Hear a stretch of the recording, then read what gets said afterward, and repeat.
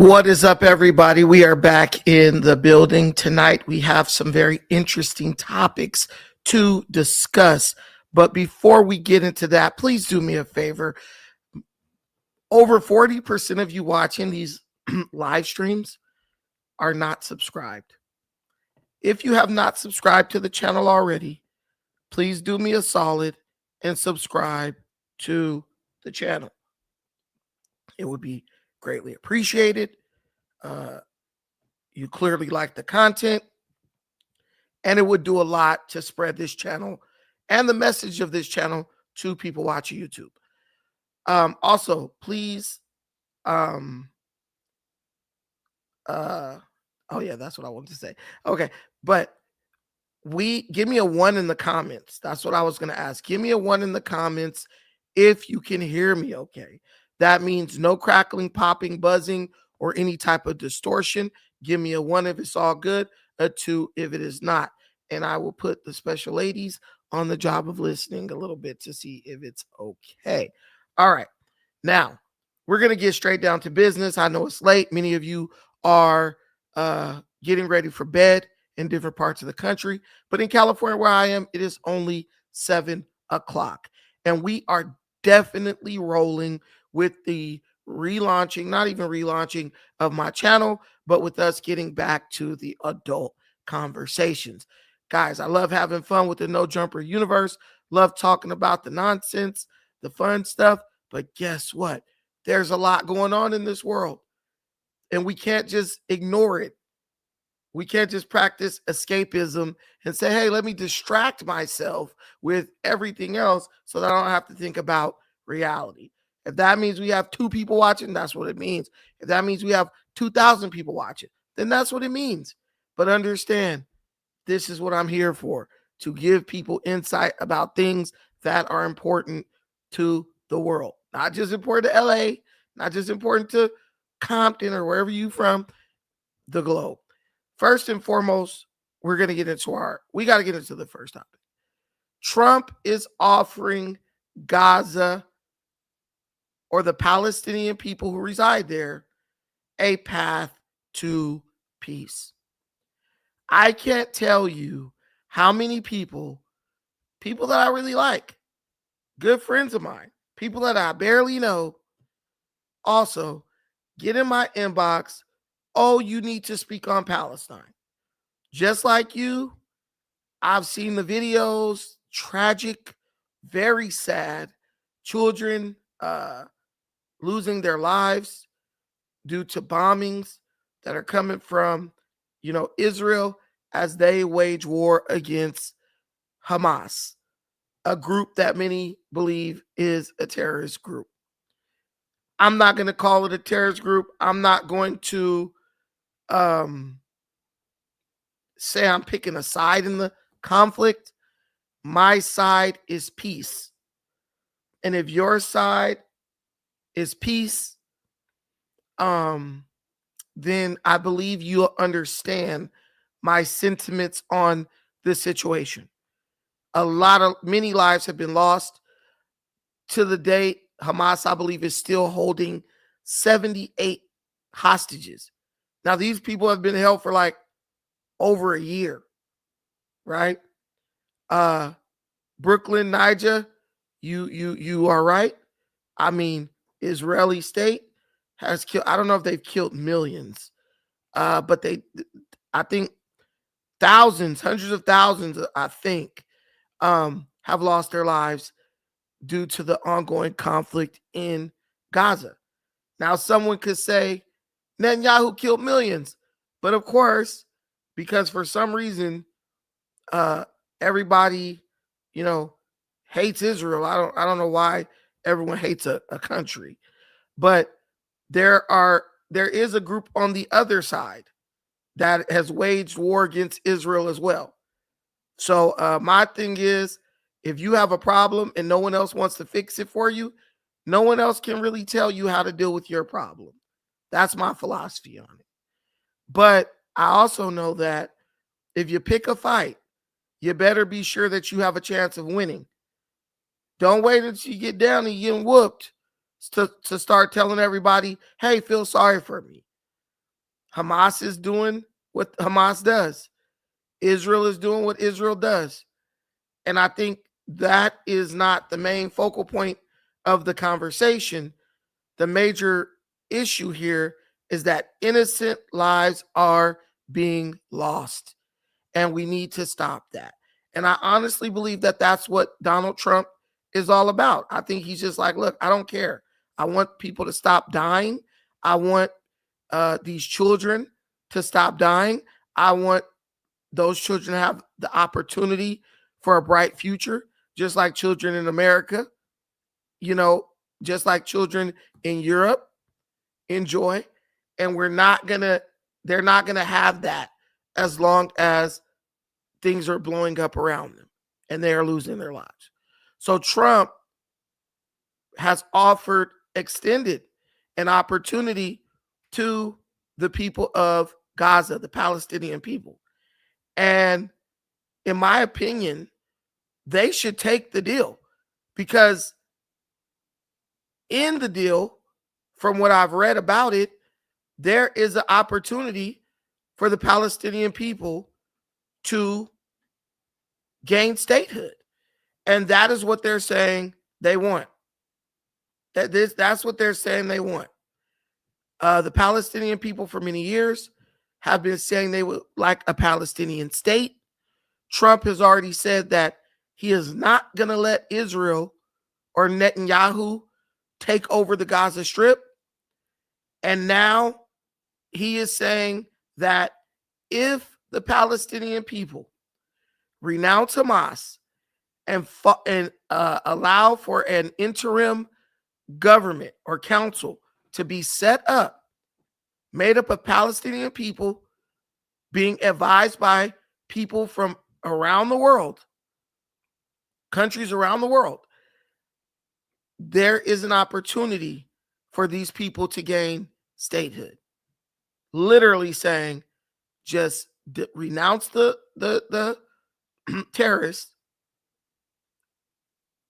get them out of there, and you will have an opportunity for statehood where you control that billions of dollars worth of beachfront property that sits in the Gaza Strip. I mean, goodness, if you are a capitalist like me, sounds like a deal. Who do we have to string up? But for some reason, you got a lot of people on this like moral high ground, and they're just like, oh man, no, we can't take those deals. Like, I'm like, what other option do you have? So I'm gonna play a video really quick here, and see if you can decipher if you can pull anything from this video, and then I'll go over certain points of the deal so people will understand what's going on. So we got Trump here for you all.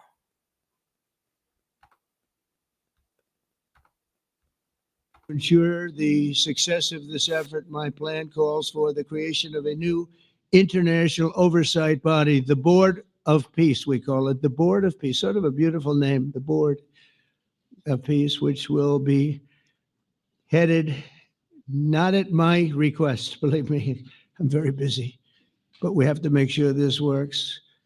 The leaders of the Arab world and Israel and everybody involved asked me to do this, so it would be headed by a gentleman known as President Donald J. Trump of the United States. That's what I want, is some extra work to do, but it's so important that I'm willing to do it. So Trump is going to head this board called the Board of Peace. Trump, by the way, you can see you can see the years catching up with him, and it is what it is. But his mind is sharp, and he's a hard worker. Unlike somebody we know who was taking multiple naps in a day and was letting his administration, letting his advisors run the country by way of auto pen. So Trump's going to head this Board of Peace, not Netanyahu, not all these people you think are enemies of Gaza or the Palestinian people. Trump's going to head the board, and the board is going to be made up of Palestinian people, and there are going to be people from around the world in an advisory role to those Palestinian leaders. And they're going to go about the business of making Palestine or Gaza, which will be Palestine, God willing, eligible for statehood. Because if you let these people become a state, you do not want this to become a state that is harboring terrorists and sponsoring terrorism like Iran, right? So they have to prove that peace is what they really want. Now, I believe that the Palestinian people want peace. I do not believe Hamas really wants peace. I believe that the leaders of Hamas profit off of the ongoing conflict between Israel and Hamas and the rest of the Middle Eastern countries. But now the power players in the Middle East, I believe they're waking up to the reality of the situation when it comes to the radicals going against Israel, trying to wipe Israel off the face of the earth. And I think they're like, we don't want to play that game anymore. And I truly don't think Israel wants to play that game. We are living in an age of unprecedented information levels of access to information. You can get on a phone and see things that you've never seen before. So that young little Palestinian boy who saw nothing when he woke up in the morning except for dust and sand and camels and stuff, and all he ever knew was that his people were involved or locked in to a blood feud with Israel and other Muslim or other Muslim countries. He now gets to see that there are other things in life that he can aspire to. He can look on that phone and see Hawaii. He can look on that phone and see the Maldives. He can look on that phone and see Dubai and say, damn, why would I ever join a terrorist group and go suck sand with the suckers in this like jihad when I can go somewhere else and live good, raise a family, and live a peaceful life, right? So I think Hamas, terrorist groups, I even think the Israeli state in the form, the IST, the Zionist, I believe they are losing a lot of their appeal because people now can see the bigger picture. They can now see a global picture of the world. And when you see that, it just makes it really helps you put everything in perspective. So Trump is going to run this board and they are going to basically prepare the Palestinian people for statehood. Let me keep playing that. That was a long-winded monologue. And we'll do it right. And we're going to put leaders from other countries on and leaders that are very distinguished leaders. And we'll have a board. And one of the people that wants to be on the board is the UK former Prime Minister, Tony Blair. Good man, very good man. And some others. And they'll be named over the next few days. And it'll be quite the board. Working, everybody wants to be on it now. I don't know if that had anything to do. They named me and everybody else wanted to be on it. I guess they figure, well, he's a soft touch. He'll be easy to deal with. Working with the... No, everyone wants to be on the board because the people who are the members of that board, they are going to have first access to any investment opportunities that present themselves in Gaza. I'm telling you, Gaza has billions and billions of dollars worth of beachfront property. Could you imagine the resorts that they build there once things are settled? Probably when I'm an old fart in about 15 years. Could you imagine how much money is going to be changing hands on that beachfront property in Gaza? So of course everyone wants to be on the board because the Palestinians that are on the board, those will become the future leaders of a Palestinian state. And they will be given the approval or denials when it comes to who's able to come there and do business and who they choose to do business with. That's why you see all these Europeans and different people, Asians and everything like that around the world wanting to be on this board. It's very simple. A lot of this stuff is very easy to decipher if you stop living in conspiracy land and just wake up and, take a second to look at things from a perspective of a realistic perspective, right? It makes total sense. Even Trump is trying to get to that beachfront property. And Mike Larry, you might be a little behind. Why now? Because they see there is they see there is a opportunity to capitalize on the situation. And that's what capitalists do. They don't want to run the country. They want to make a bunch of money by being in cahoots with the people who run the country. Gaza Strip is more profitable as its own state, right? Than as an open air, than it is as an open air prison that Israel has to watch over 24 hours a day, 7 days a week, 365 days a year. They see the money. They see the money. They see the monetary opportunity. And guess what? These Muslims and Arabs, they're looking at that bread now. They're like, dude, we'd rather be making money than fighting in the jihad wars of our grandparents. It makes total sense. It makes total sense. That's why in LA, you see Crips and Bloods. Remember, they were mortal enemies. Now they're getting along. Why? Because most of them is in cahoots, getting money, doing crime together. I bet you if you open up a gas station, you ain't going to be like, nah, I don't want no. If a Blood open up a gas station, you ain't going to be like, I don't want no Crips to buy gas here. You're like, shoot, anybody can come get this gas. Here we go, Glock talk. They already have the money. No, they don't. All these all these Muslim people are not rich. There are some extremely poor people in Arab countries. Wait, you don't even have a passport. Why am I even talking to you? Let alone you. I know you've never been to the Middle East, but hey, it is what it is. But they just see the economic opportunity. That's why they're clamoring to make this board. But they got to get rid of Hamas because Hamas profits off the conflict. So if you're going to profit off of the tourism, if you're going to profit off of the resources in that area, you got to get rid of the people who profit off of the conflict, because they will continue to perpetuate or attempt to stoke the fire of the conflict so that they can make profit. And when you come in to build skyscrapers and resorts, you are taking money out of their pocket. See? So they don't want that. So they're telling them, hey, Hamas has to go and you're going to get that statehood. And then we're going to do business. Oh, the poor will stay poor, but they'll at least have more opportunity than they'll have if they listen to you.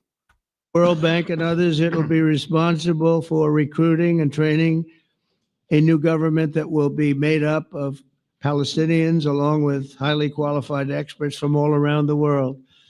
Hamas and other terrorist factions will play no role in the board, but they'll play no role in the governance of Gaza at all, directly or indirectly. As you know, thousands of Hamas leaders have been killed and soldiers have been killed. And we can never forget October 7th, but thousands have paid the price for that. And now it's time to get our hostages back and get back to trying to build something that's really great and very important.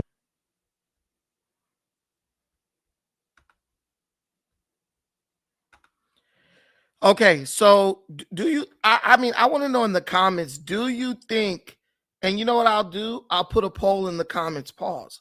Do you think that the Palestinians should take the deal? Because if you look at what's being offered, I'll share this with you.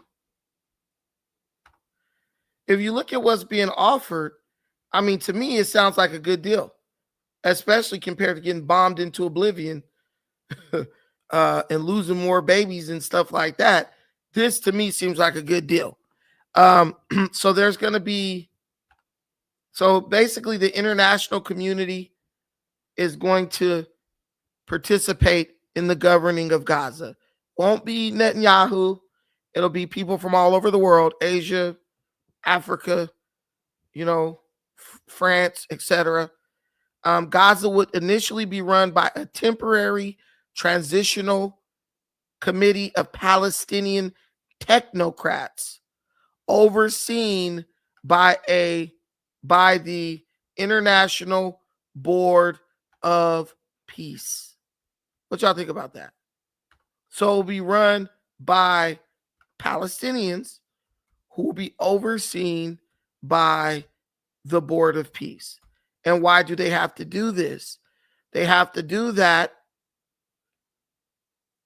because in the past, you had leaders in Gaza who were intimidated by Hamas.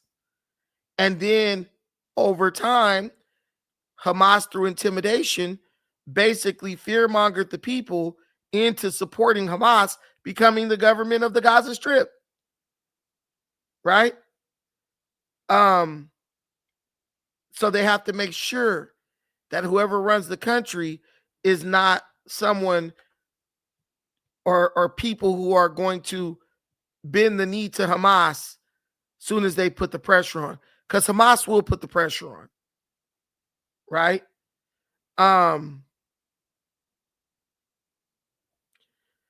So understand that.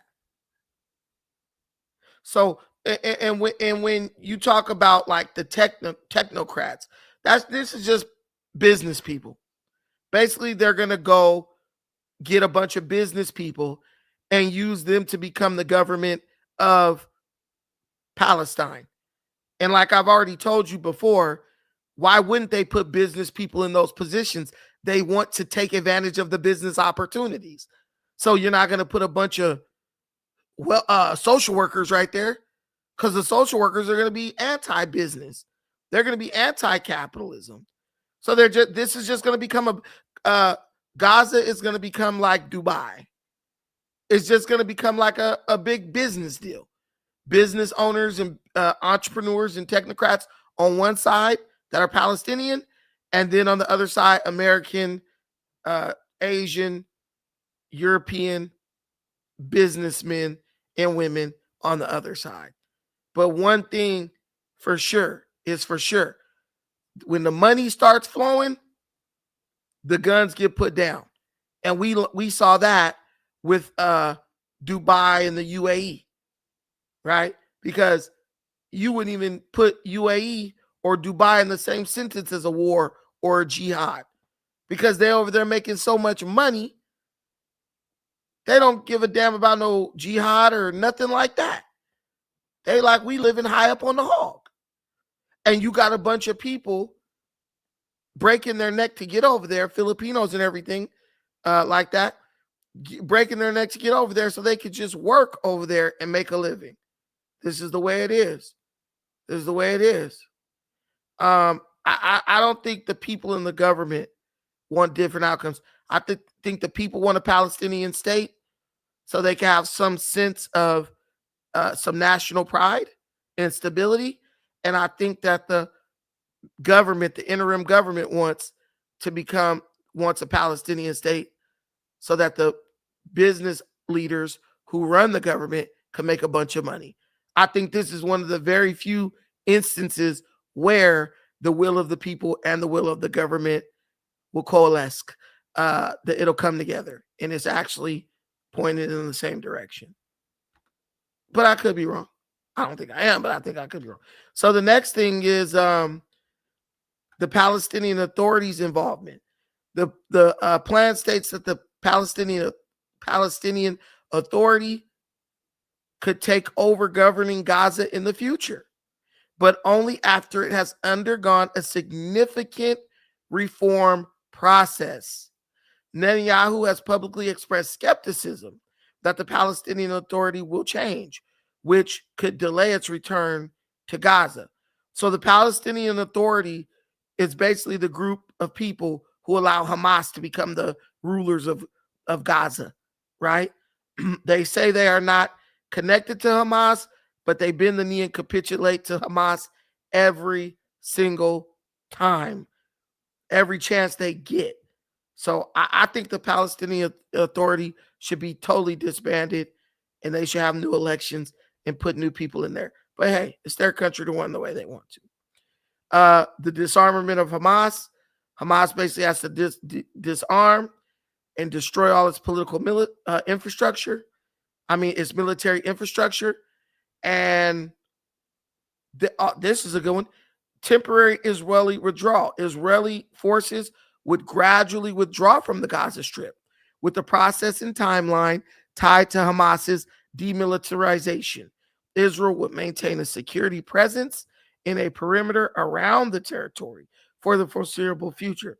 So they can have a military presence around Palestine, but they basically will have to leave Palestine as Hamas dismantles or demilitarizes, right? That's a good thing. Because right now, if you're Palestinian, you can't even go in and out of the Gaza Strip without permission from Israel. So these Palestinians would be able to go and come as they please, but the Israeli military would be withdrawing from that area as Hamas, the terrorist group, demilitarizes. Reconstruction of Gaza. This is the money part right here, baby. Show me the money. A separate economic development plan would be created to rebuild Gaza and attract international investment. See, y'all got the conspiracies and all that in your utility belt, in your Negro utility belt, but they're telling you exactly what they want to do. And this is what I'm getting at. They want to make the money off the rebuilding. They probably just allowed them to blow the place up so they could make money to rebuild the place. This is not something that's shocking. Governments have done this stuff for years. This is what they do. And business people, they licking their chops, ready to go in there and get them multiple millions of dollars, right? Now, these are the challenges to it. Obviously, Hamas can reject it. They can reject it and continue getting belt to ass put on them. Ambiguity and conditions. Critics point to the plan's vague timeline and the long list of conditions that must be met by the Palestinians, which critics say make the transfer of governance uncertain. Listen, the timeline begins the minute you renounce Hamas and start disarming them. That's it. And when you meet the standards, then you have the opportunity to put pressure on the United States now at this point, in the global community, the international community, to deliver what they said. But at least the world's eyes will be on it and the world will be involved in it because leaders from all over the world will be a part of that the little peace coalition, right? So I think it's good. Netanyahu's opposition to Palestinian statehood. So everyone says that Donald Trump is being controlled by Benjamin Netanyahu, right? They're saying that this guy is controlling Trump in America. But Netanyahu is a vocal opponent of Palestinian statehood. He doesn't even want the Palestinian Authority to be allowed back in to Gaza. He's pissed. But see, Netanyahu is smart, unlike a bunch of people who have comments on this. He understands that a win is a win. He gets rid of Hamas, right? A group that he had a hand in creating. He gets rid of Hamas. He has an opportunity to make millions and millions of dollars. And he doesn't have to worry about having a terrorist group sitting on his border threatening to throw missiles into his country and kill people. Bibi understands a win is a win. You might not get everything you want, but you're getting a whole lot of what you want. You know, and that is what keeps leaders in power, right? But he doesn't want a Palestinian state at all. He doesn't want the Palestinian Authority back in Gaza. But at this point, he has to take what he can get. And he's taking it. Now, what will the Palestinians do? That's the big question. Right? I think that my boy Turney Tykes in the building. I think Trump's position is he just wants the conflict to be over. It's a black eye on his presidency. It's not a good look for Trump, who ran on stopping conflict around the globe, yet this conflict is continuing. And let's be real, if Trump heads this board and Trump stops this conflict, Trump is getting the Peace Prize, Nobel Peace Prize. And that's what he wants. I think they gave Obama a Nobel Peace Prize when he was bombing 29,000 innocent women and children. But hey, Trump will actually get a Peace Prize for stopping a war.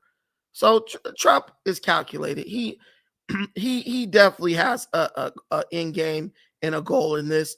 And to think he doesn't would be wild. It would be absolutely wild. Of course he does. He's Donald freaking Trump, man. This guy don't go nowhere unprepared. He's 10 steps ahead of everyone, in my opinion. But so Qatar and Egypt have delivered the peace plan to Hamas. And as far as we know, Hamas is looking over the plan. And I honestly believe that because there is the possibility of a Palestinian state being created, I believe that Hamas has no but to take the deal. And they could just start another terrorist group under a different name, but I think they have no choice. I think the Palestinian people are tired of losing their babies to bombings. It's sad. It's really pathetic. But this is what happens when you let a terrorist group take over your country.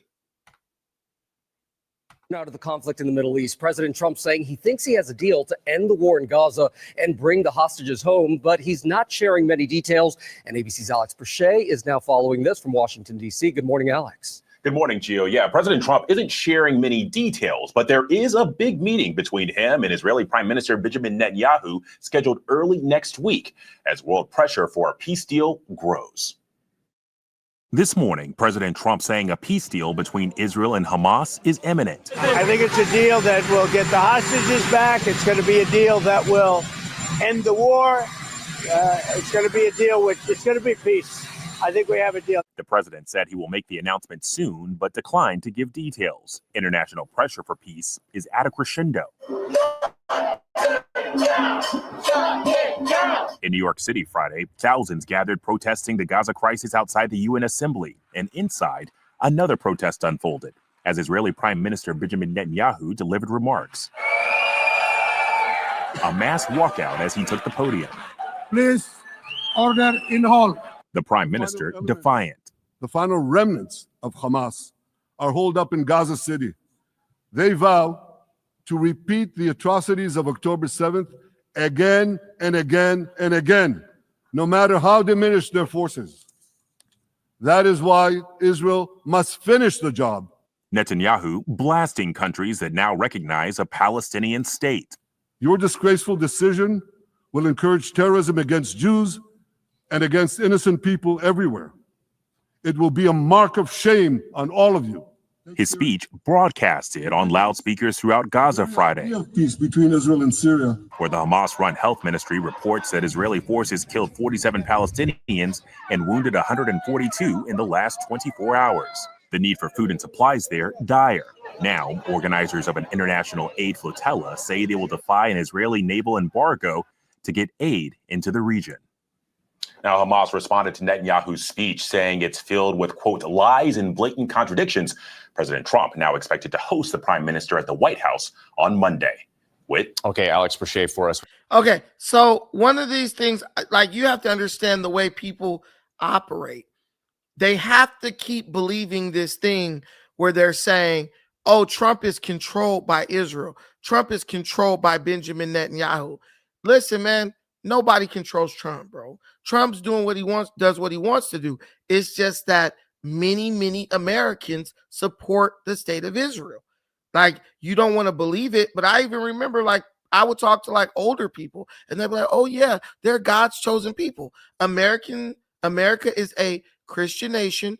Christians, many of them believe that the Israelis or the Jews are God's chosen people, so they support Israel, right? But look at when Bibi Netanyahu took the stage, how many people got up and walked out? That was like 40 people. They got up, they dipped out. So this idea that, the Jewish state is controlling the whole world and stuff, if that was the case, those people would have never got up and walked out.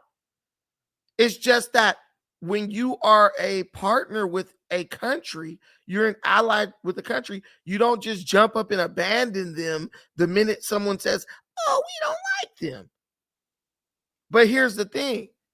The people who are the protesters against Israel, they're getting what they want.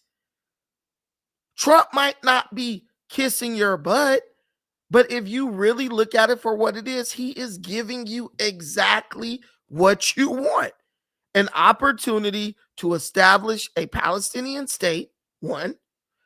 Two, Trump is getting rid of Hamas, which is a terrorist group, right? Also, he is not allowing Benjamin Netanyahu to continue to kill Palestinians.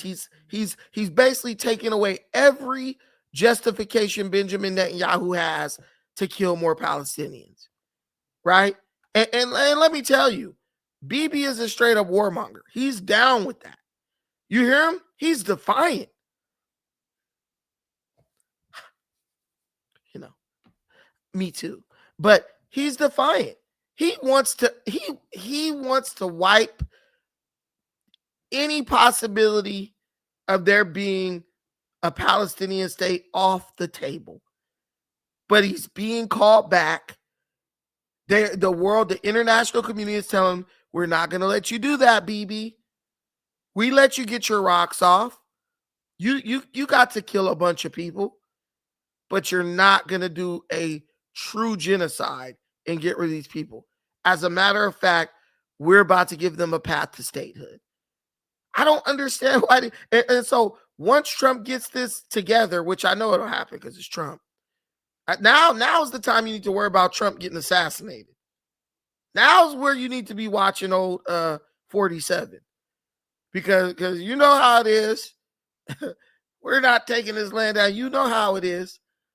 But what I know is Biden, when he was wandering around the White House, eating ice cream, Biden had 4 years to get this under control.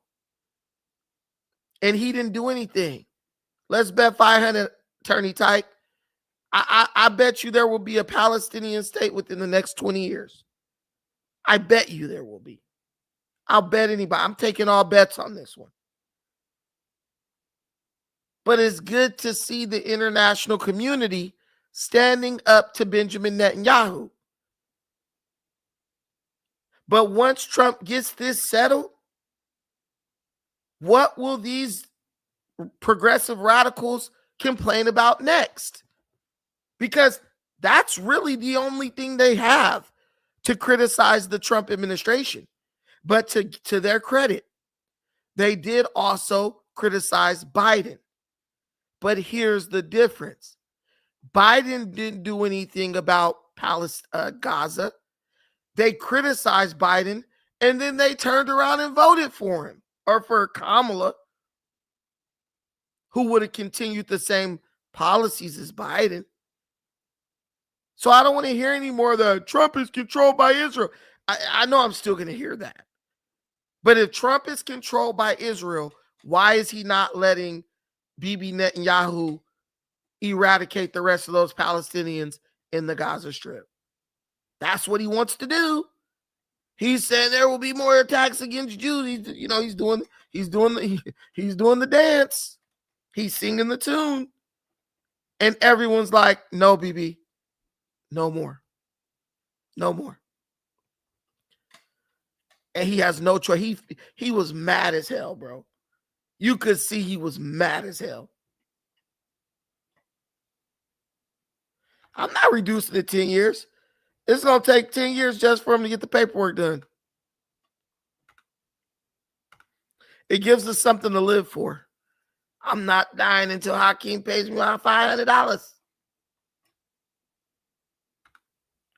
But that's what's going on with it. So let me go here. Let me just put the poll. Pause.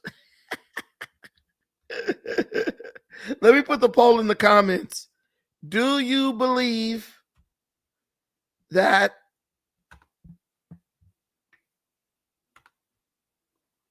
Trump's idea is good? Is this a good idea or is this a bad idea?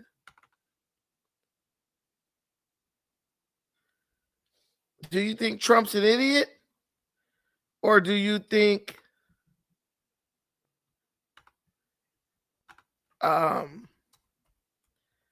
is the board of peace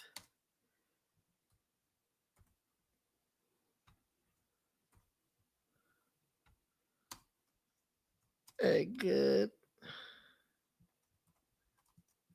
idea or bad idea? Good, bad.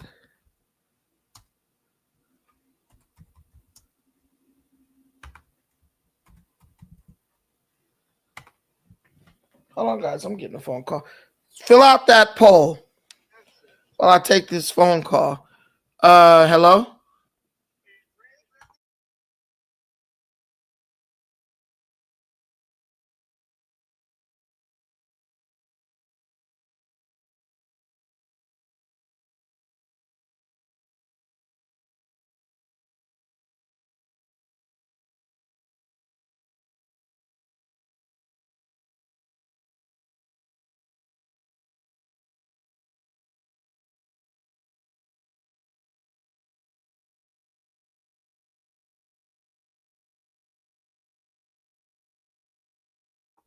All right. I'll talk to you later.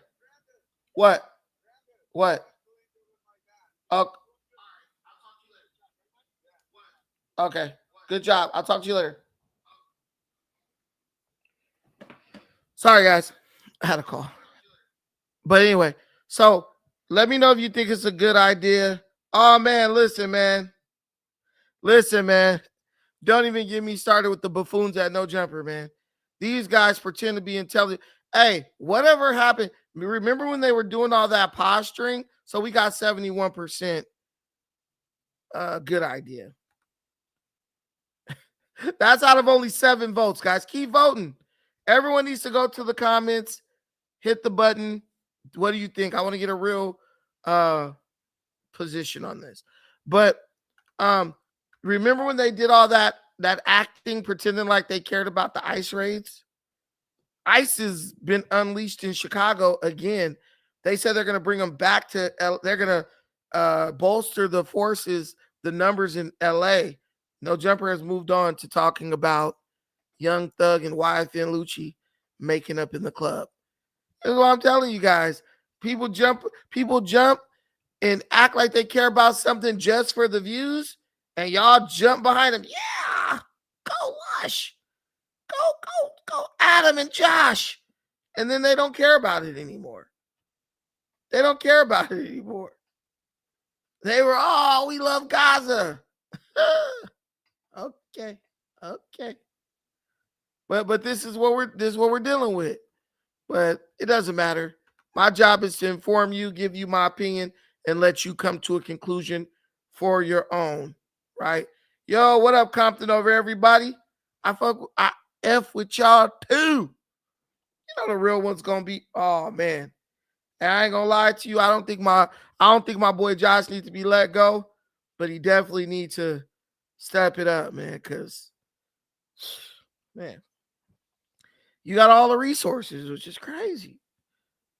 I'm still cool with Josh. Listen, man, if I could criticize you and you still cool, then we can be friends. Because if you criticize me, you know, I'm gonna be cool about it. I'm not gonna get all pissy and burnt hurt. Me and you, KP, we argue all the damn time, but we're not. You know, we don't take it personal, right? Obviously, Lush don't. Spence the Wiz says Lush don't give a crap about politics unless it's gang politics, and he faking about that. Hey, man. Come on, man. Test tube, baby. Hey, we got thinking folk over here. Oh, man, they talk about me nonstop. Yeah, because they knew who their daddy is in these debates. Bro, I'm telling you. I think Lush lost sleep. I think Lush upped his dope smoking when I came there, because he was like, dang, I just can't beat him. I just can't beat him. You know? It's crazy. It's crazy shit. But yeah, I hope it all works out for the Palestinian people. But I think that the Muslim world, the Islamic world, has to do some soul searching, man. Stop hiding behind your religion. That's the one thing I do not like about the Middle East. These people hide behind their religion so they don't have to address real issue. Not all, but many, too many of these people hide behind their religion so they don't have to address real issues that take place in these countries. Right? Like, I got some bros who are like black Muslims. Black people get treated like crap in the Middle East. That's a fact. I got a homegirl. She's from Kenya. She went to Qatar to work and basically was homeless in Qatar because the family that she was working for, the husband was trying to like come on to her. She never did nothing with him. But the wife got mad, right? The wife got mad because the husband liked her, threw her out in the street. She was on a 1-year visa over there and could not leave the country without the signature of the family, right? And guess who had to sign it? The wife. She couldn't leave the country for a year without the signature of the family. And the wife was pissy because the husband liked her because she had those cheeks. The husband liked her and was all on her and was trying to give her money and gifts. So she had to basically be homeless in Qatar for a year on the street before she was able to get on a plane and leave. They treat us like crap over there. Obstacles to opportunity. My brother, he said Trump all day. Hey, look, he would know, bro. When you've been in the shit, you know. But yeah, man, dude, and they'll come to me like some of these Middle Eastern people come to me. Oh, Brandon, you gotta renounce and say this about Israel. I'm like, Israel ain't no saint, and neither are y'all. I don't ever condone or praise or cheer on the death of children. But at the same time, you have to understand when you're letting a terrorist group run your, what would you call Gaza? When you let a terrorist group run your strip, guess what? There's a chance that a bomb might hit your ass because they threw bombs at Israel. So Israel gonna throw bombs back. I'm gonna be like, oh, we got to get these Hamas dudes up out of here because they doing stuff that's gonna have a negative impact on our children, and that's where the first battle has to happen. No way was Russia invading Ukraine with Trump in office. But everybody's trying to paint Trump as weak. But I think Trump is a man of great self-control. But when you get ready, he's like me. I have a lot of self-control. But when it's time for me to get cracking, guess what? The same people will tell me, why didn't you do this? Why did that? They're going to be feeling sorry for the other guy. I understand that when I make a move, it's a lose-lose situation. Because the damage I'm going to do going to make the crowd feel sorry for the person who they was telling me to hop on. I already know this. That's why I just chill. Because I'm going to end up a loser anyway. Whether I lose the fight or I lose based on the peanut gallery in the court of public opinion. Right? Shout out to my boy Obstacles. Speaking that vibranium facts. That's my brother, man. So we in this thing. Good idea. Board of Peace wins the poll by 62% to 38%. I think it's a good idea, man. I think it's a good idea. And I think Trump's heart is in the right place on this. And if your heart is in the right place, only good could come. Right? Only good could come from this. But yeah, it's good. Okay, next we got to talk about a very concerning situation that took place in Omaha, Nebraska over the weekend, where one of the all-time greatest boxers ever, Terrence Crawford, Bud, was held at gunpoint during a traffic stop following his victory parade in Omaha, Nebraska. Now, there's a lot of emotions surrounding this. I've spent the day doing research on it, and it's kind of crazy. It's not really crazy. It's actually very simple, but I think you might not like my opinion on this one, and that's okay, because I'm sure everyone has an opinion on this situation, but I question whether or not the opinions, if you look at it and you learn the details, I question whether or not the opinions are rooted in reality, or are they rooted in just hyper-emotionalism. So basically, Terrence Crawford, let me play the video, then I'll explain to you guys what I learned during my research. Stepping out, seatbelt. Step out. I'm opening the door. You can take mine off of me right here on my right. I'm keeping my fucking hands up. I'm not reaching for no gun, bro. Step out. Can I move my phone? Yeah, that's crazy.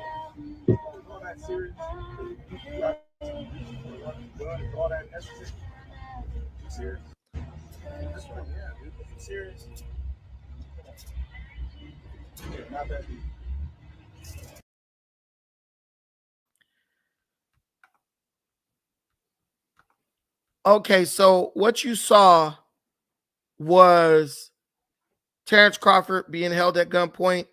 He was in the car with 4 other people. Back that up a little. He was in the car with 4 other people, and basically they were leaving the parade celebration, and the police noticed, according to the police, they noticed that Terrence Crawford, he was the driver, was driving reckless. Okay. Maybe he was turned up, maybe he was faded. I don't know if Bud drink or not, but he was driving reckless. So the police pulled him over, right? And they were just conducting a normal traffic stop. But the police saw a gun on the floor, right? They conducted a normal traffic stop, but they saw a gun on the floor, right?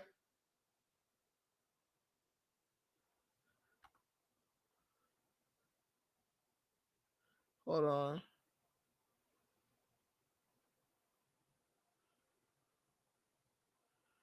So Crawford,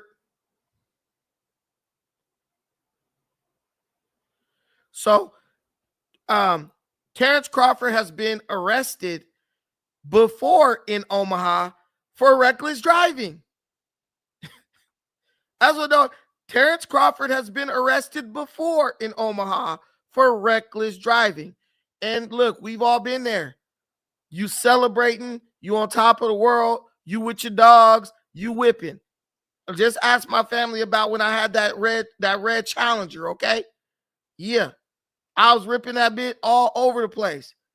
They were scared to ride with me like you driving. Too crazy. I was burning a tank of gas a day in that joint. I was ripping that thing down to 405, right?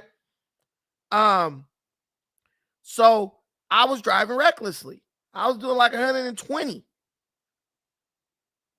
down to 405. So if they would have pulled me over, hey, you're driving recklessly. But thank goodness I never got pulled over. But he's been arrested for reckless driving before. So we know Terrence likes to drive recklessly, right? And he's feeling like he's on top of the world. I'm sure he's feeling invincible. He looked damn invincible the way he whooped Canelo's ass, right? And he probably got a little loose with the wheel. Now, I don't think he was drunk because they obviously would arrest him for drunk driving. So shout out to him for not drunk driving, right?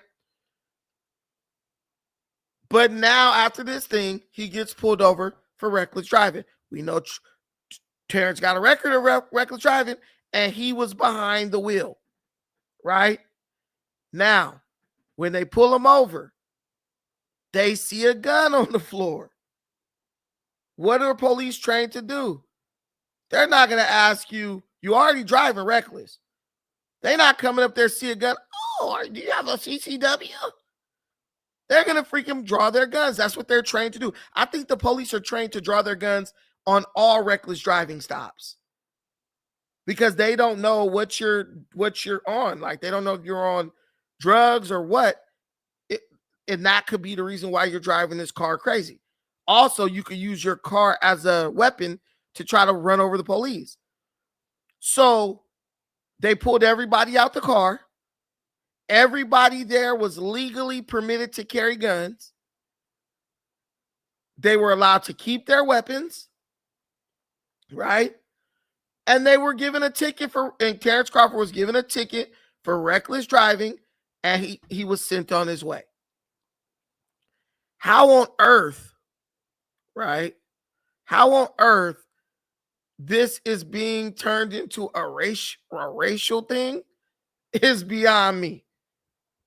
How on earth this is being turned into a racial thing is beyond me. I don't understand what black people stand to gain from doing this. I'm not copping for and you're just ignorant. Everybody in the comments telling me you're copping for the police. You're caping for the. You're just dumb. Because if someone drove a car down the street and killed one of your kids driving reckless, you would want blood. You would be like, hell no. Terrence Crawford broke the law. He got pulled over. There was a gun on the floor. The police did what they had to do to keep themselves safe.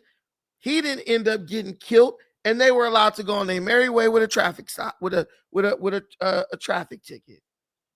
I don't see what crime was committed. Did Terrence get beat up? Did they drag him off to jail and throw him in the clink? Did they call him the N-word and tell him his mom smells like piss? No. They draw guns on reckless driving. Stop it. The cops didn't. It's funny how you got black folks who always tell somebody what they need to do. The same black people who say that Carmelo Anthony is justified for stabbing that boy Austin Metcalf to death, stabbing him in the heart of the track meet, will say, nah, but the police didn't need to do this. So in one instance, if you're a black degenerate, overreacting to something and killing somebody is cool. But if you're a police officer who wants to make it home to your family like everybody else, pulling a gun on a reckless driving stop is wrong. It's they didn't have to do that. You go out there and deal with those freaking animals for a couple of months and then tell me that you don't need to pull a gun out. Are you goofy? I mean, I know you're goofy. But are you touched? We do not want to accept the reality that exists in communities like Ohio, Omaha, Nebraska, like Los Angeles, California. Omaha turns up, bro. That ain't no super peaceful place. It's Negroes over there, and they shooting people, and they selling dope. That ain't no, dude, come on. You saw Belly. They was in Omaha. It turns up over there.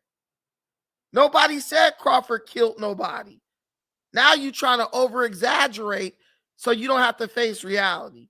If you're going to be over here on this channel, at least try to learn so you don't walk around being dumb and ignorant in your old age.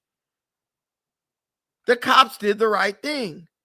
Terrence Crawford did the wrong thing because he was driving recklessly. And why the hell do you have a gun on the floor when you're getting pulled over by the cops? That's my question. Samira, come here real quick. Come here. My daughter is 16 years old. Listen. You come over here. You got that iron on you. You got that pistol on you. Have you ever held a gun before? Yeah. Have you ever shot a gun before? Yeah. Where'd you shoot it at? While we were camping, like in the woods, so I shot it at a pan. And you've been to the shooting range, right? Yeah. How old are you? 16. Okay, you got that iron on you. Police is pulling you over. They didn't hit you with the disco lights. Are you going to throw the gun on the floor? Or are you going to try to put the gun somewhere where they can't find it or it can't easily see it?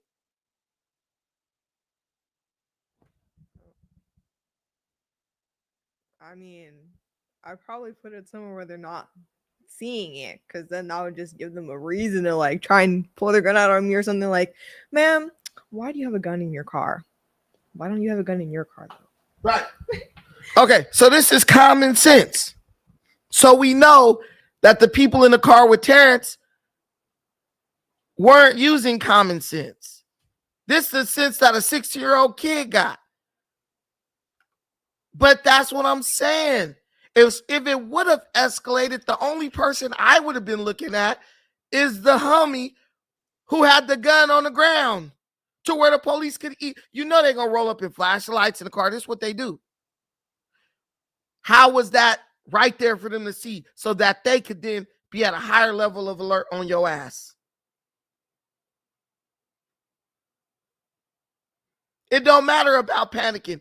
If you have a gun in your possession and the police pull you over, I don't want to hear nothing about panic. I'm in the car with a multi-million-dollar athlete that is worth multiple millions of dollars. He is not, I am not doing anything to jeopardize. He's the bag. I'm not doing anything to jeopardize his safety. The boys is on us. Let me reach my fat ass over and stick that gun under the seat. Even though I would have to say, Terrence, just pull up a little, drive half a block more. So I could stick this gun more up under the seat so they can't see it. Or I would have just put the gun in my waistband. And when they searched us, they would have found it on me. But they already searching me, so they ain't going to shoot me. They searching me. It's idiots like that. The guy who put the gun on the floor who get people killed. If you not smart enough, then guess what? You should, listen, even if you have open carry in Florida, like somebody said in the comments, you have to be smart, guys. It's called situational awareness. And if you my dog and we in the car and I love you and I care about you, I'm like, hey, stop driving reckless, dog. Because if your ass crash this car and kill yourself, I'm never going to forgive myself for not saying something. You have friends around you sometimes who are just ignorant, man.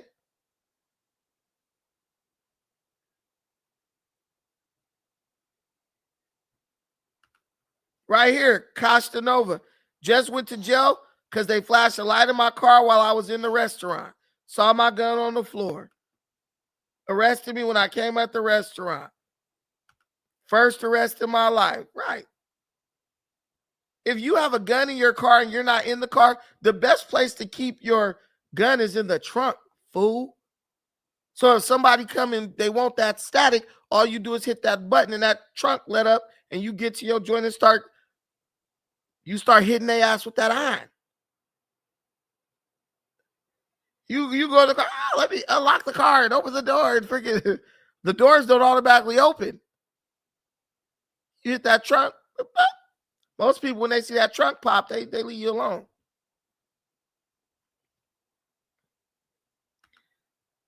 No, I haven't seen any footage of him driving reckless, but in this event, I'm not gonna question the police because he already has a prior arrest for reckless driving. And the mayor of Omaha loves Terrence Crawford. John Ewing Jr. is the mayor of Omaha, Nebraska. He loves Terrence Crawford. He gave Terrence Crawford the key to the city. As a cop, I'm going to say this. As a cop, you do not want to be on the bad side of the mayor of your city because he can have your job. And if you know that the cop loves Terrence Crawford, I don't think that you're making it a point to pick on Terrence Crawford. We know y'all watch the movies and the police want to mess with the black guy. We know that. But I don't think these cops really took pleasure in fucking with Terrence Crawford. That's why he didn't go to jail that night. He got a ticket. Everybody in the car had guns. They all had guns legally. They all were allowed to keep their guns. He was ticketed. Sorry about that, Mr. Crawford. Have a nice day. That to me screams that the cops are really cutting you a break because you could arrest somebody for reckless driving. If the cops were really trying to stick it to Terrence Crawford, they could have arrested him for reckless driving, but they didn't. So I'm not buying this. I'm not buying this. I'm calling this black folks trying to exaggerate something to be able to try to, racism. You know, that's the way it is. That's the way it is sometimes.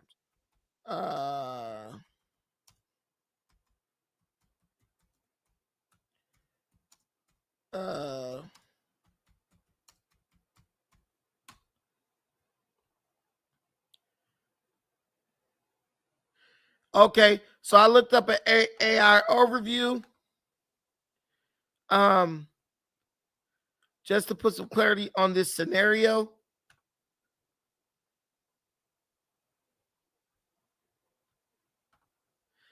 Police officers can and do draw their firearms during a reckless driving stop if they reasonably believe it is necessary based on the tactical situation and potential threat. While reckless driving is a traffic offense, factors like seeing a weapon, an unsafe vehicle, or a driver's behavior can escalate the situation and justify an officer drawing their gun to ensure their safety and the safety of others, as officers must act according to the department policies on use of force.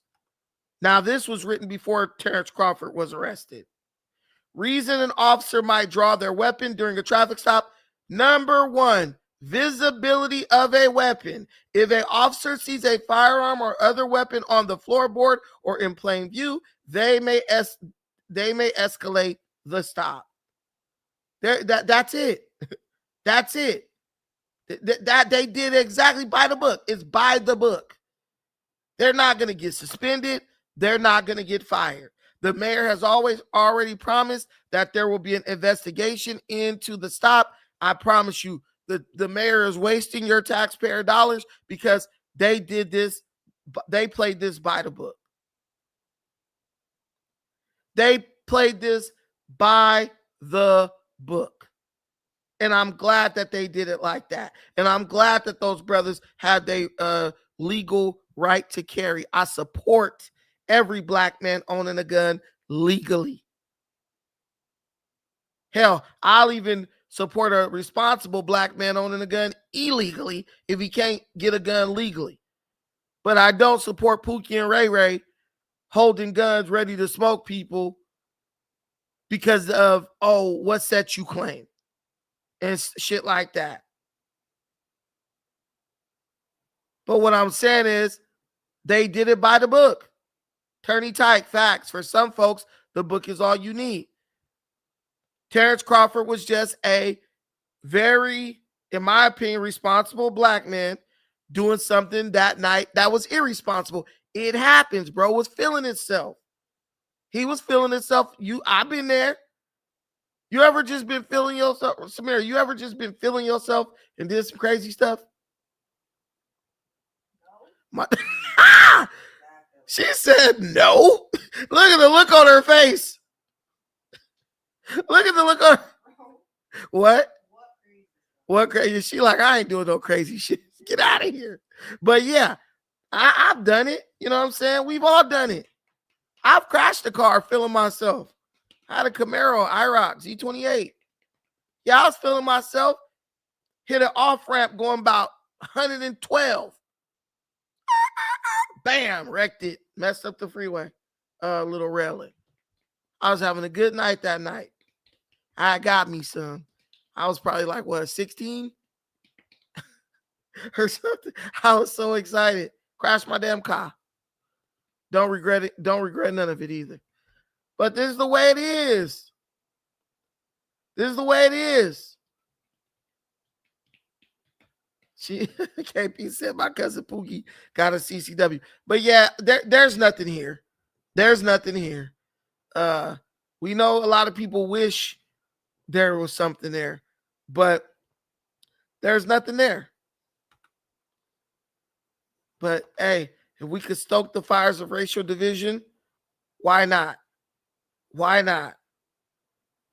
Somebody said, smart answer, ma'am. But yeah, it ain't always a race thing. That mayor of that city loved Terrence Crawford like his own son. He gave that man a key to the city. They get along real well. And when you on stage with the mayor and he hugging you and shit, like you his long lost son, yeah, them police officers is already on notice. Don't mess with this one. Why you think you'll never see Magic Johnson getting pulled over or his son? You down with Dr. Bus, you down with LA. And the police know what time. Show me. Have you ever heard of Kobe Bryant getting pulled over? Boy, that's Kobe. Kobe probably could have drove reckless and got off with, hey, slow it down, Kobe. Slow it down, Kobe. Kobe lived in Newport Harbor. I used to be in Newport Harbor all the time. I used to see Kobe at the Ralphs in Newport Harbor. You never heard nothing about Kobe getting pulled over. Them people in that little white area, they worship the ground that Negro walked on. They didn't mess with Kobe. They didn't mess with Kobe. Sticks and stones, facts. Kobe would have got a police escort, facts. You don't mess with people, but when somebody is being reckless, putting their own life in there, they probably saved Terrence Crawford from himself that night. And that's the job of the police at the core. But yeah, there's nothing there. I don't like the way that's being spun to make it seem like there was some type of racial issue. Okay, the last topic. Gang violence is on the rise around America. In major cities, primarily Democrat-run cities, Democrat-run enclaves, gang membership is up and gang violence is up. 10,000 new gang members in the city of New York. What's up with that? What's up with 10,000 new gang members in the city of New York? And then I'm watching this other thing where there's some new blood gang that is in the streets of LA, that's taking over the streets of LA. What is going on? We talking all this mess about the police and racism and everything else. But despite racism, despite police brutality, we still are managing to create more Pookies, more Ray Rays, more degenerates. Gang violence is on the rise. Gang membership is on the rise. And my question is, this is probably why they started the Drop the Flag movement, to be real, because they're probably noticing that there's an uptick in gang membership and gang violence. But my thing is this: the number one group that is negatively impacted by the gangs is the number one group that's making excuses for the gangs. Shout out to my boy JP from the LB for the $5 holler. See, I gotta go back to pure political stuff. My political audience, they contribute.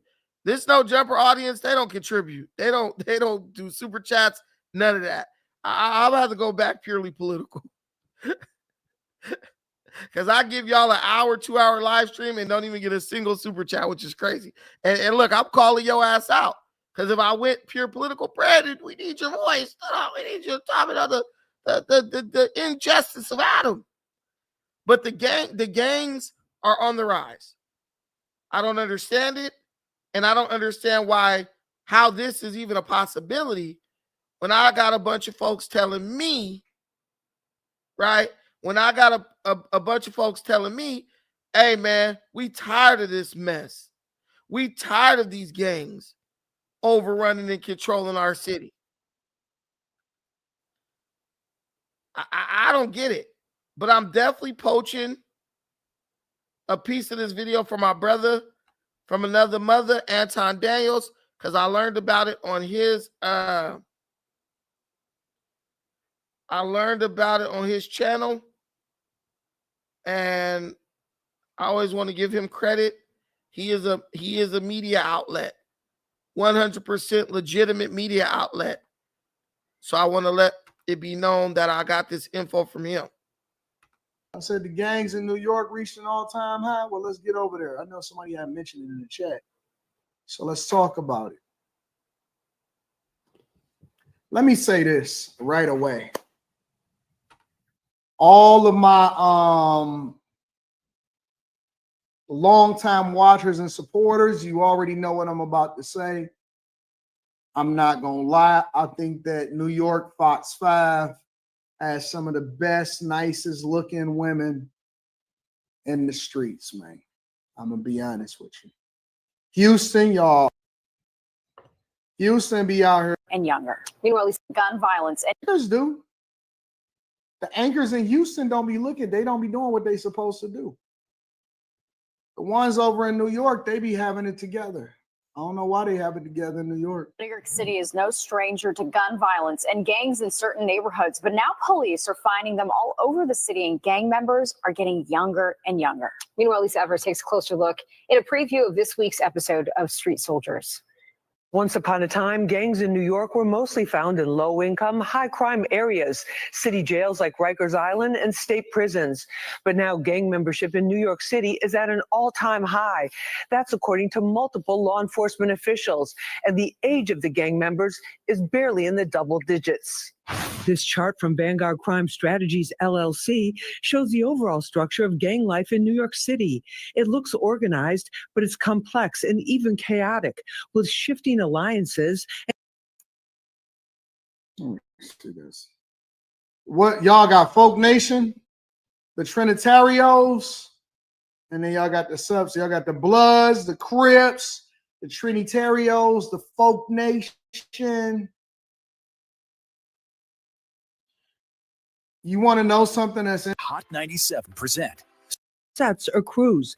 There's no exact census on actual numbers, but law enforcement officials estimate it's in the tens of thousands. They're putting everything online, or whether they're rapping about their ops, or whether they're kicking over candles, or whether they're actually doing drills. They're doing everything online, and they're documenting and creating their own digital footprint. We had exclusive access to NYPD Gun Violence Suppression Division takedowns in Brooklyn, Queens, and the Bronx, where police and prosecutors put alleged trigger pullers in handcuffs.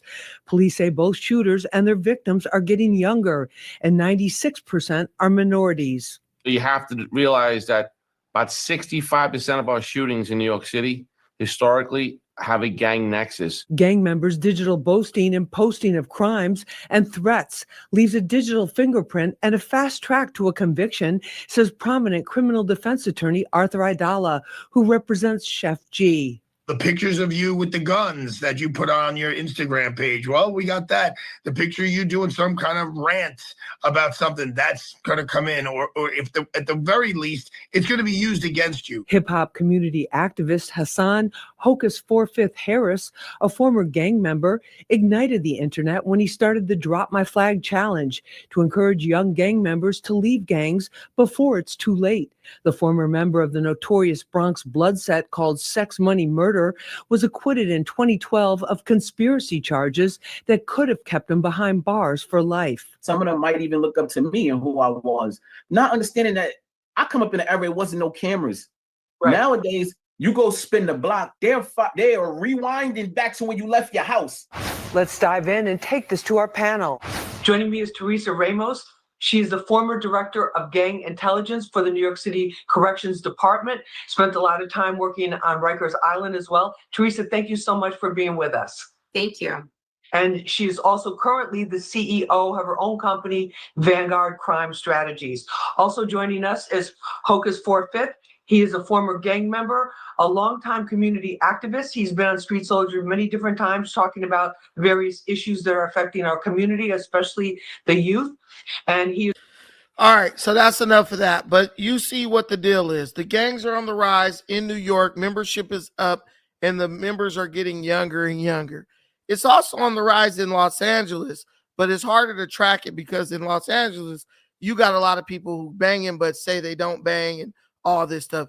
I ain't talking about these dusty podcasters claiming to be from whoop-de-whoop but don't want to catch no fades or nothing like that. We talk about real active gang members. They are on the rise. And it makes sense that the age is getting younger and younger because, well, what do we all know? We know that if you're young and you do a crime, you are looking at getting less time for that crime. Basically, they've created a revolving door when it comes to the criminal prosecution system or criminal justice system in these major Democrat-run cities. I gave the example of the kid who fought the police in the subway, 16-year-old boy. He's fighting the police. After just a few hours prior to that, he was released from jail with no bail for an armed robbery.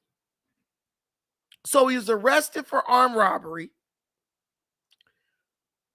didn't stay even a day in jail, was immediately released, and then went into the subway and fought two police officers. This is what's going on. I'm not blaming nothing on no damn drill music. All this is blamed on, one, the absence of fathers in the home. Two, the soft on crime policies in liberal cities. I'll give you a prime example. My cousin came to live with me, when he was about how old was that boy when he came to live? 15? When he was 15. Zero issues, zero problems when he lived with me. Now he is 18. He's an adult. He's going out, hanging out at my other family member's house, a bunch of women, right? Not a man in sight. Now I'm getting calls. He's getting in trouble. He getting in fights and shit. All this mess. Why? Because once the male figure is not around to check these young dudes and put them in a place, and they go hanging around the women folk, they're gonna go get out of control, right? And this is what some of these young boys are growing up with their whole lives. No father figure in the house, only a mother, and mama too busy trying to find a man or find love and party and get her groove on. She don't got time to pay attention to this dude. He don't want to listen anyway. So she give him a roof over his head, might give him a couple bucks for some clothes, put some food in the fridge, and she's off duty. Brandon, you are not in the streets. I deal with these youth every day, 500 of them. It's 100% drill music. You just have cognitive dissonance, which gives you a cognitive bias. No, You are just a moron who believes that the music someone listens to makes them go out and kill people. I am a realistic human being who understands that 90% of this is peer pressure. But no. 90% of this is the absence of a father in the home. The other 5% is peer pressure, and the other 5% is the mama raising them in a way where she's enabling them and making them feel like they can do no wrong and not teaching them about accountability. Bro, I used to listen to DMX every day. Listening to DMX never made me go out and shoot nobody. This is just an excuse. Drill, what came first? The YNs killing or drill music? The YNs killing, fool. How can something be the cause of something that came before it existed? Black man, use your brain. Samira, come here real quick. My daughter's 16. Let me show you how much smarter than you she is. Okay, let me ask you a simple question. If YNs were killing each other before drill music, because drill music was created off of YNs killing each other, right? They chose to get on records and tell about their criminal exploits, right? So which came first, the YN killing or the drill music that the YN made about killing? Wait, let's say that again. The killing would have to come first. Okay, so how can, if the killing came first, how is what came after the killing responsible for the killing? It's not. That would be called what? A logical fallacy? Yeah. What do you think? What would you think about someone who said that the killing is caused by the music that was created after the killing, based on the killing? What would you say to a person who thought something stupid like that? I would say, what are you talking about? Thank you. Thank you. These dudes, I work with these kids. You're a thug. You're a thug. You're a degenerate. You claim to work with these kids. You pretend like you want to change it, but you are a perpetuator of it. Because if you ever fix the YN problem, the drill killing problem, guess what? You be out of a job. You be out of a job. Ray, we all saw South Central. He act like he was a community leader too. Tookie act like he was a community leader. Tookie act like he wanted to keep the kids out the game. Tookie worked in a damn group home. And at night would take the same kids in the group home that he was supposed to be helping. He'd take them on missions to kill people. Stop it. Stop it. You're not dealing with an idiot. You're not dealing with an imbecile. Talking about I'm in cognitive dissonance. Did the white man teach you that word? Gangster music is what came first, and the gangster music was programming children. No, because Tookie them will roll around killing people to oldies, dog. When they was coming up, wasn't even no such thing as gangster rap. They was shooting fools to George Clinton. They was shooting. Do you know what Tookie Williams' favorite song was? It was Reach For It by George Clinton. Go listen to the song. Go listen to the song. These dudes were smoking people to freaking Golden Touch by Rolls Royce. They was listening to Willie Hutch. I choose you, baby. What words did I fail to say that would have made you stay? You don't know nothing. You don't know anything about music, and you don't know anything about gangs. Be quiet. Shut your mouth. Shut your mouth. I don't really talk to y'all on no jumper, but on this show right here, I'm cooking you. You don't know anything about gangs. Even the people on the internet who you think are tough, they're pussies. and you think they're gangsters.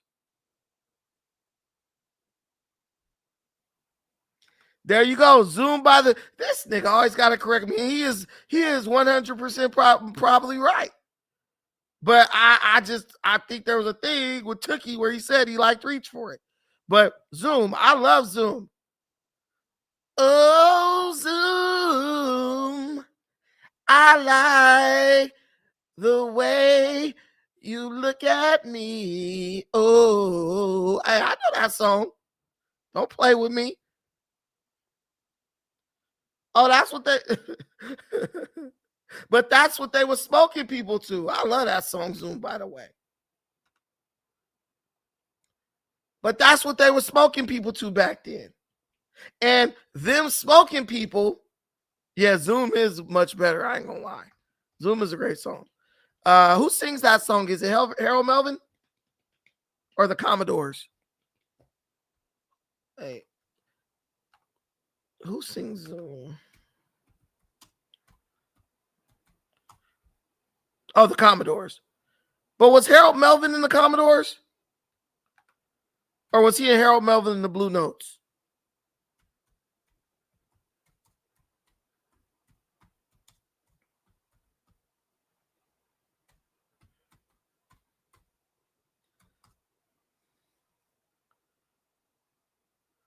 Oh, they were totally different. My bad. My bad.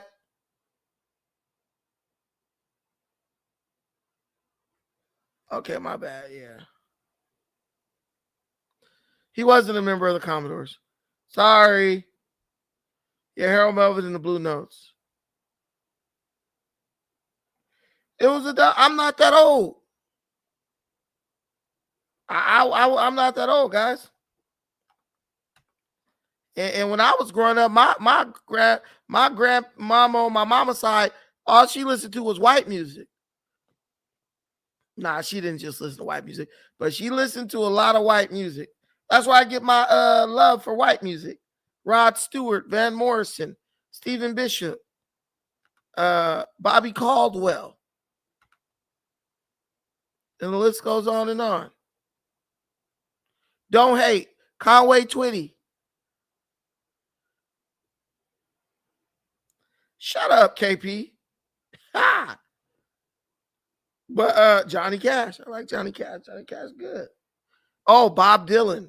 We used to listen to some Bob Dylan, dude. Stop playing.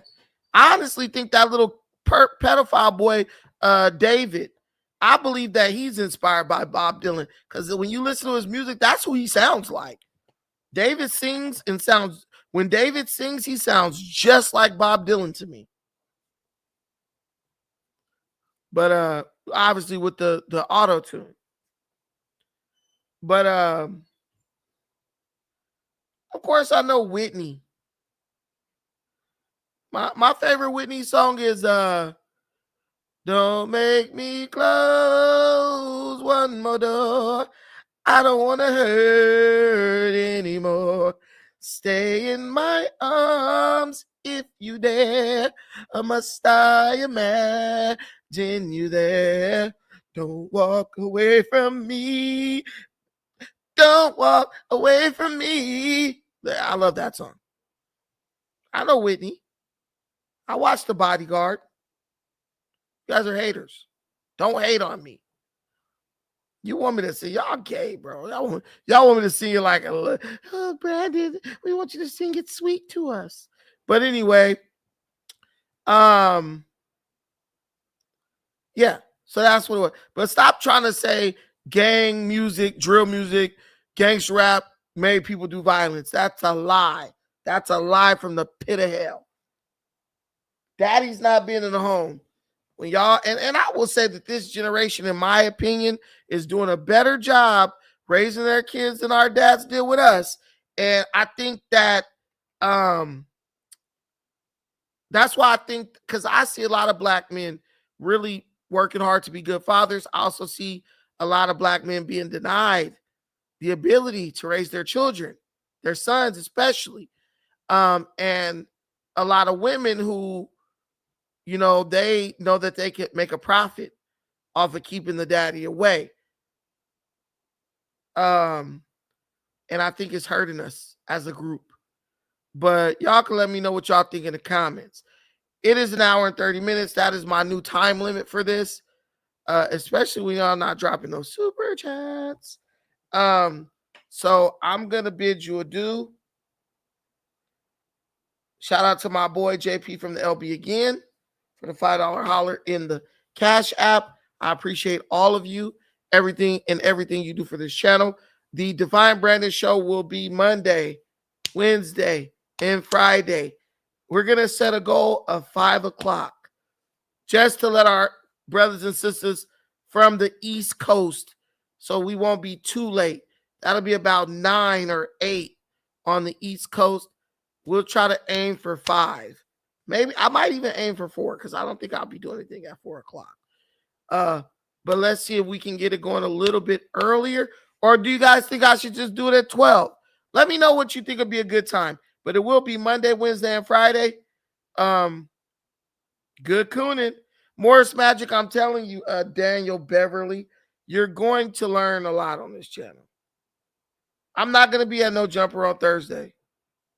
Oh yeah, for sure. It's, you got to put the work in. But let me know how you guys feel about the topics, whether you like them or not. We're definitely getting a little deeper on the political stuff. But we are definitely going to put some, we're going to keep it black for sure. And I'm going to throw some celebrity stuff out there too. So y'all make sure y'all hit that like button. We're not even at 100 viewers, so we can't get 100 likes. But I do notice when I talk more about the celebrity stuff, that's a lie. All my videos been getting 1,000, 2,000 views. Stop hating. But I notice when we get, my audience has now morphed. It's more, you guys like more celebrity stuff, but I'm trying to gain back my political audience now, and I will throw some celebrity stuff in the mix. But yeah, just bear with me. Keep on tuning in. I need to get back there. No, I don't. I need more money for being up there. No Jumper is a lot of driving, and it's a lot of work arguing with a bunch of goofballs all day. It ain't no just easy thing. Trump shit killed me. What you mean? Trump shit killed what? Me talking about Trump? I don't care. Listen, if Trump is in the news, I'm gonna talk about it. I can't help it if black people hate Trump. But I honestly think when you put Trump in your titles, I do believe that it gets less traction from YouTube. Like, I think when you put Trump in your titles, it ain't gonna go far. But this is just, you got to figure out creative ways to work around that. So maybe I'll stop putting Trump's name in and just be like, peace deal for Gaza, ? Something like that. Israel offers Gaza peace deal, something like that. But it is what it is. Sad as it has to be that way. But if all of you share the video, all of you like the video, that will definitely be a step in the right direction. It is true you were making 300. No, that's not true. That's not true. I wasn't making no 300 per appearance. That's a lie. Who said that? That's a lie. I was making less than $300 per appearance. Did you talk about the racial dynamics in Omaha, Nebraska? Yeah, the black folks is committing crimes and the white folks is taking them to jail. That's the racial dynamic. But yeah, it's good to see you guys active in the chat though. Go ahead and watch the playback, kinfolk. I'll be with you guys again on Wednesday, and during Tuesday, Thursday, I'll be dropping some pre-recorded videos, like 10 minutes. So y'all can tap into those if y'all want to. Yeah, I think he was probably making like $4K a month before he got fired. He definitely ain't making that now. So, but thank y'all for watching this. I appreciate everything you do for me in this channel. Till the next time, take care of yourselves. But most importantly, please take care of